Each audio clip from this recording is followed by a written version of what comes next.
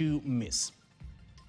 We begin our broadcast now, and Nairobi Governor Johnson Sakaja has resurfaced after a night of drama last night as police sought to arrest him and present him to a Senate committee where he is needed to answer to audit queries regarding the county. Sakaja insists that the snub of the County Public Accounts Committee was a unanimous decision arrived at by the Council of Governors over alleged extortion. This happening even as the Council of Governors accused the Inspector General of Police of being used to settle scores in the feud between the Senate and Governors. Jeff Kirui opens our broadcast tonight. After a night of hide and seek between Nairobi Governor and the National Police, the first-time Nairobi County boss resurfaced today. The man senators accused of running away and hiding from accountability drove himself to Parliament buildings, never mind that the National Police said they were looking for him and could not find him. I was in my office. They said they couldn't find you. Not, I have a private office. I was in my private office. Why come to my office at night? I was in the office the whole day. Who is in the office at 7? At City Hall.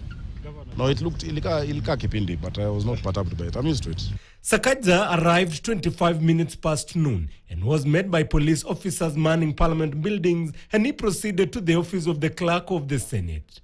2 hours later, he re-emerged and bowed over the decision to appear before Senate's watchdog committee. We must be accountable, but also they must be accountable. You cannot have a bully pulpit as an institution. That is abusing power. It's abusing office, you know. We've always been available to discuss these things. I reached out last month. His planned arrest by the police has, however, rattled the Council of Governors, who now accuse police of falling into the trap of being used to settle political scores. By the way, I spoke to some of his people and I realized there was no warrant of arrest against Governor Sakaja. The only thing there was a letter from the Clerk of Senate to the IG. You cannot arrest a governor on the basis of a letter from the Senate clerk. There's a time in this country when politics were at reach fever peak. And we used to have a Kamata Friday. And I think that is what is being brought back through the back door by the Senate. The Council of Governors in February unanimously resolved to snap invitations to the County Public Accounts Committee, alleging extortion by members of the committee. There is a need, and I've spoken to the Speaker of the Senate, I've spoken to the Chair of Council of Governors and my colleagues.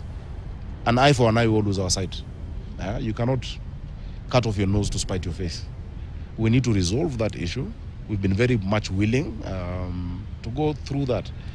You can take the donkey to the river, but you can never force it to drink. So their intention seems to be flexing muscles to show that we can actually make governors report to the committee. Elsewhere, Samburu Governor Latile Lelit dismissed the reports of snubbing the committee over audit queries.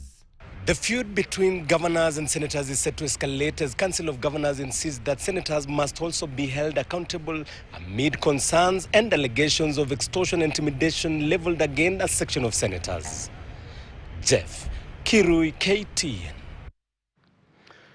Now, politicians affiliated to the United Opposition team continued to poke holes